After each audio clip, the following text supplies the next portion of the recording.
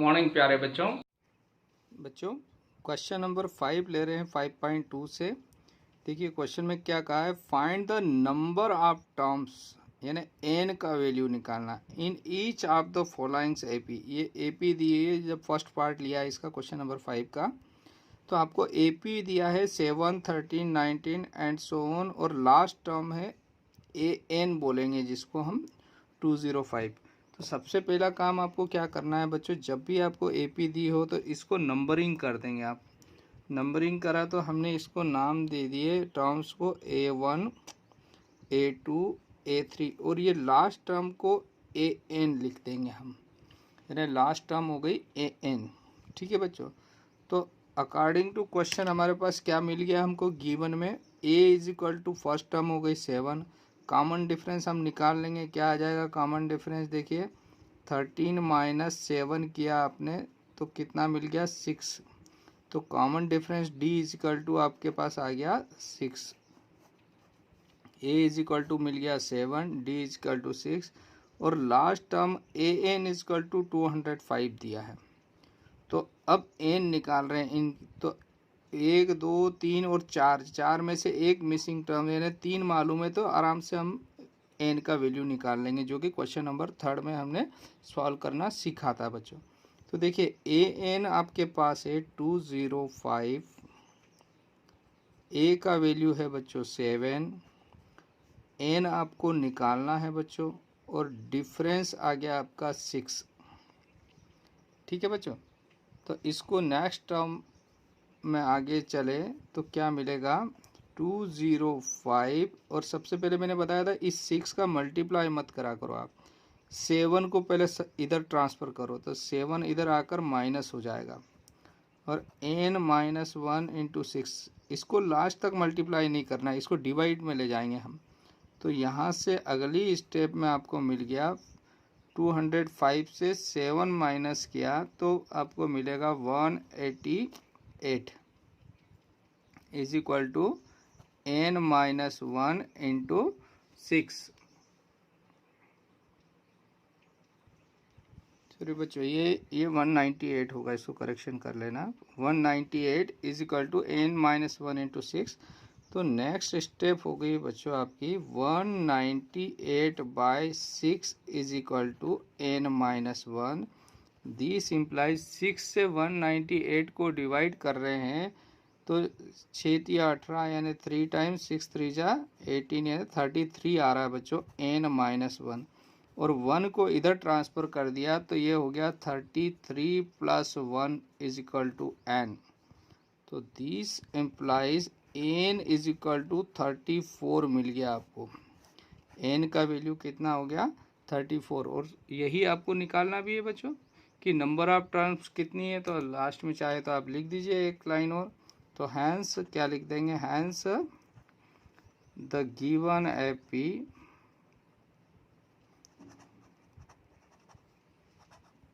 AP contain 34 terms.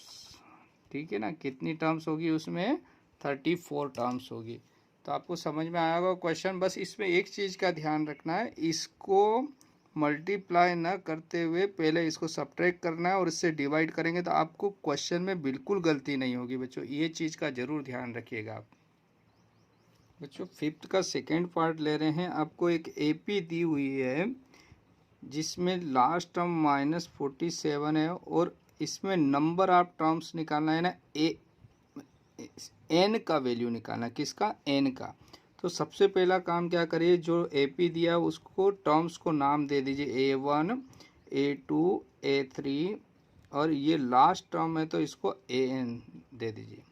तो अब यहाँ से हमारे पास क्या आ गया, फर्स्ट टर्म हो गई 18, डिफरेंस निकाल लेते तो डिफरेंस हो जाएगा बच्चों, ये A2 है 15.5, तो ये हो जाएगा 15 टू जा 30 और 31/2, 31/2 माइनस A1 हो जाएगा 18।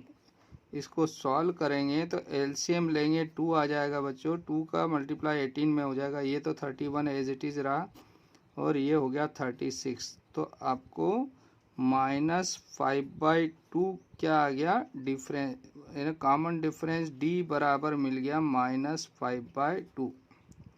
कॉमन डिफरेंस कितना आ गया बच्चों? -5/2। तो ए मालूम हो गया बच्चों और डी मालूम हो गया, तो बहुत सारी चीज़ें हमारे लिए यहाँ से इन दोनों से आसान हो जाती है, हम आसानी से सवाल कर पाते हैं, ए और डी मिल जाता है। तो और ए एन इसको लास्ट टर्म है तो इसलिए इसको ए एन नाम दिया, तो ए एन हो गया -47। लास्ट टर्म जो है तो ए एन का फार्मूला हम जानते हैं, A N equal to A plus N -1 into D. तो ए एन की प्लेस पर रख रहे हैं -47 इज इक्वल टू ए की प्लेस पर रखा 18 प्लस एन निकालना है आपको, n-1 डिफरेंस आया -5/2। अब इस -5/2 का यहाँ मल्टीप्लाई मत करिएगा बच्चों, आपको पहले क्या करना है, इसको इधर ले जाना है और फिर इसको ट्रांसफ़र डिवाइड करना है, तो इससे आपके क्वेश्चन बहुत जल्दी होंगे और आसानी से होंगे। तो -47 -18 को इधर लाए is equal to n-1 multiply -5/2। तो देखिए ये दोनों माइनस के हैं, तो माइनस से संख्या बढ़ जाएगी, मतलब माइनस माइनस प्लस नहीं होगा। ये माइनस के 47 मान लो आम है, और ये खराब आम 47 और 18 भी खराब है, तो टोटल खराब आमों की संख्या बढ़ गई। तो -47 और -18 को ऐड किया हमने, तो हमारे पास क्या मिल रहा है बच्चों? देखिए ये हो गया 5 और कैरी किया तो ये 65 आ गया माइनस के। ठीक है बच्चों, आगे बढ़ते हैं। यहाँ n-1 मल्टीप्लाई -5/2 दिस इम्प्लाइज, यहाँ आगे क्या होगा देखिए, ये डिवाइड करेंगे यहाँ पर, तो -65 और ये डिवाइड मतलब बटे में आ गया इसके, तो -5/2 इज इक्वल टू n-1। तो नीचे ये डिवाइड हो रहा है, अगर इसको मल्टीप्लाई में चेंज करेंगे तो 2 ऊपर चला जाएगा। तो दिस इम्प्लाइज क्या हो गया अगली स्टेप में, -65 multiply 2/-5 is equal to n-1। ये माइनस से माइनस कैंसिल हो जाएगा, ये और 5 से 65 को कैंसिल करेंगे तो 5 1 5 और 5 3 है ना 15। तो अगली स्टेप में आपको मिला बच्चों 13 2 कितना हो जाएगा 26 और n-1। इस 1 को अब इधर ट्रांसफ़र कर दीजिए, तो आपको नेक्स्ट स्टेप क्या मिल गई है बच्चों, 26 plus 1 is equal to n, this implies 27 is equal to n। यानी जो -47 जो आ रहा है वो कौन से नंबर पे आ रहा है, 27th नंबर की स्टेप। जैसे यहाँ आपको A3 जो मिल रहा है वो 13 है, तो A4 A5, तो A27 जो आएगा वो आएगा -47, यानी 27th नंबर की जो टर्म है वो है -47। प्यारे बच्चों, बहुत इंटरेस्टिंग क्वेश्चन है, एग्ज़ाम में ऐसा ये या इसके जैसे सवाल बहुत बार आए हुए हैं, तो आपके लिए भी बहुत महत्वपूर्ण है। और इस बार सिलेबस में क्वेश्चन कम हो गए तो इस क्वेश्चन के आने के चांस ज़्यादा है। देखिए क्वेश्चन क्या है, check whether -150 is a term of the AP 11852 and so. वो कह रहा है इसमें आगे बढ़ते जाएंगे तो किसी नंबर पर -150 आएगा क्या। अब इसको अच्छे से समझिए। देखिए यहाँ पर क्या कहा है क्वेश्चन में कि जैसे 11 फर्स्ट नंबर पे, इनको नंबरिंग कर देते सबसे पहले, तो जो AP दिया है उसको नंबर दे देते हैं। तो ये A1 हो गया, A2 हो गया, A3 हो गया, A4 हो गया एंड सो ऑन। तो अकॉर्डिंग टू क्वेश्चन, जैसे मैंने यहाँ AP यहाँ पे भी लिख दी, तो इसको अगर मैं नाम दूँ तो A1 A2 A3 A4। तो वो कह रहा है आगे बढ़ते गए ये कम होती जा रही, आगे जाके माइनस में हो जाएगी संख्या है, तो 150 कहीं पर आएगा क्या बच्चों। तो इधर देखिए ये A1 11 है, अगर मैं यहाँ पूछूं कि 4 कहीं पर आ रहा है क्या बच्चों, 4 कहीं आएगा, तो देखिए इसमें 4 नहीं आ रहा है, क्योंकि 8 के बाद सीधा 5 आ रहा है, 5 के बाद 2 आ रहा है है ना। तो यहाँ 5 के बाद 4 नहीं आ रहा है बच्चों, तो 4 नहीं आ रहा है तो क्या 150 आ रहा है या नहीं आ रहा। तो देखिए जब आ रहा है या नहीं आ रहा ये पता करने के लिए क्या करना है, जब n का वैल्यू निकालेंगे फार्मूले में मान, तो n अगर काउंटिंग नंबर आता है, काउंटिंग यानी आपके 1 2 3 4 5 ऐसा आता है, तब तो ये नंबर होगा इस टर्म्स में। और अगर ऐसा आ जाता है डेसिमल में आ जाता है, इसका मतलब नंबर काउंटिंग नंबर है। जैसे आपसे क्लास में पूछा जाए कि क्लास में कितने बच्चे, तो आप बताएंगे 25 स्टूडेंट है या 30 स्टूडेंट है, 40 स्टूडेंट है। कोई ऐसा नहीं बोलेगा 42.5 स्टूडेंट है। आप समझ रहे हैं ना। तो काउंटिंग नंबर हमेशा क्या आना चाहिए, 1 2 3 के फॉर्म में, यानी होल नंबर जैसा रहता है ना, जिसमें जीरो हटा दें तो आपके नेचुरल नंबर यानी काउंटिंग नंबर हो जाते हैं। यानी वो फ्रैक्शन में नहीं होना चाहिए, डेसिमल में नहीं होना चाहिए। अब आगे बढ़ते हैं बच्चों। हमने मान लिया कि अगर पॉसिबल है इसमें, जैसे यहाँ पूछ लिया आपसे कि 4 आएगा क्या, हमने मान लिया अगर इफ पॉसिबल है तो वो 4 कोई nth नंबर पे आ रहा है। अगर नहीं होगा तो डेसिमल में आएगा, होगा तो इंटीजर मतलब आपका जो नेचुरल नंबर है ना काउंटिंग नंबर आ जाएगा बच्चों। तो यहाँ से an मान लिया कि nth नंबर पे 150 आ रहा है। तो आपको क्या क्या मालूम है, a मालूम है बच्चों, d डिफरेंस क्या हो गया, a2 माइनस a1, तो कितना आ जाएगा 8 माइनस 11, तो कितना बचा बच्चों -3। डिफरेंस d इजकल टू -3 आ गया। तो अब इसमें वैल्यू पुट करते हैं तो हमारा रिक्वायर्ड आंसर आएगा। देखिए तो an क्या है -150 मान लिया अभी, है ना, कि nth नंबर पे 150 आ रहा है। a का वैल्यू आपके पास है 11 बच्चों, n माइनस 1 n निकालना है और डिफरेंस आया -3, इसलिए ब्रैकेट में लिखना है, ये ध्यान रखिएगा। अब क्या करना है, इस 11 को पहले ट्रांसफ़र करो, तो -150 माइनस 11 n माइनस 1 -3 ब्रैकेट में लिखना है। तो नेक्स्ट स्टेप क्या हो गई, इन दोनों को सॉल्व किया तो ये हो गया -161 is equal to n minus 1, और ये -3 को अब मैंने ट्रांसफ़र कर दिया बच्चों, तो -3 यहाँ आ गया।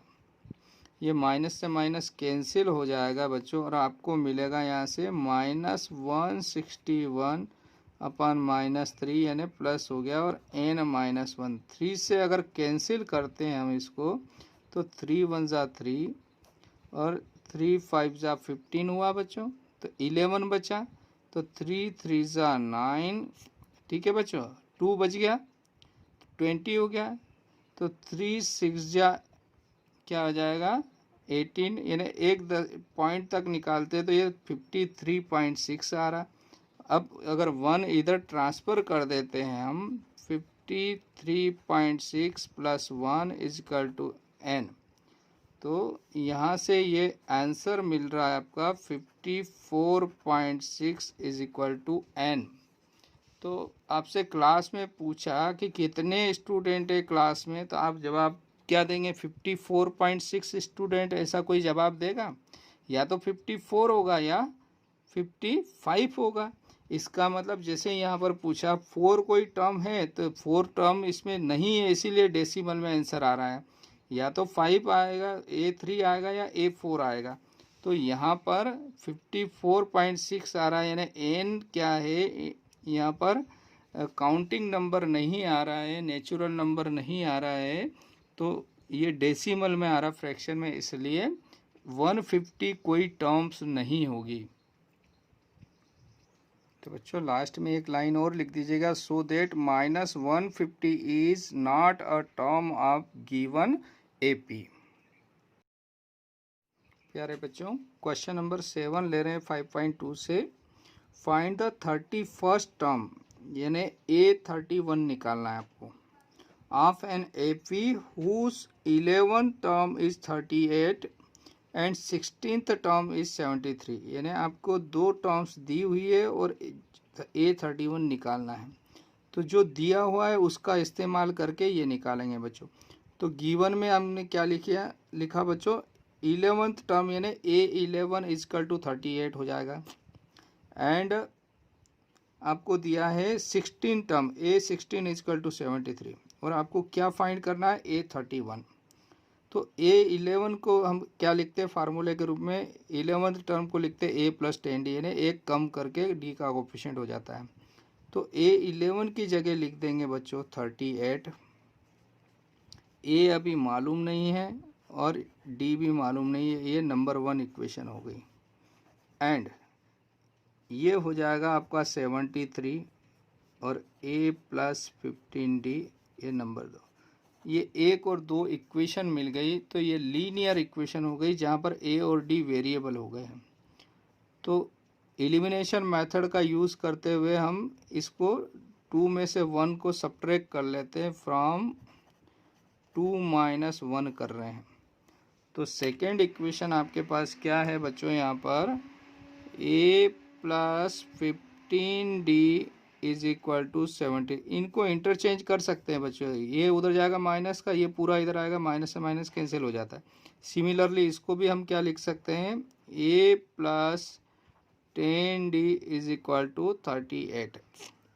अब इसको सब्ट्रैक्ट कर लिया हमने, तो ये हो जाएगा माइनस, ये प्लस है तो ये माइनस, और ये भी माइनस, ये कैंसिल हो गया बच्चों।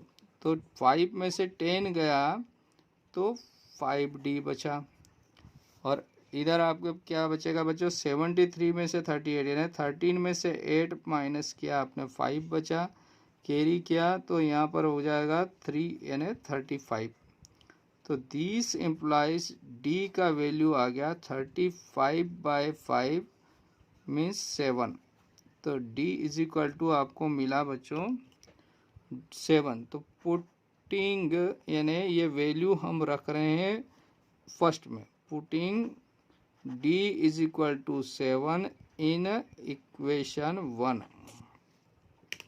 तो इक्वेशन 1 है आपके पास बच्चों A प्लस 10D बराबर 38। यहाँ पर वैल्यू पुट किया D का आपने, तो ये आ गया A प्लस 10 मल्टीप्लाई D का value 7 is equal to 38। This implies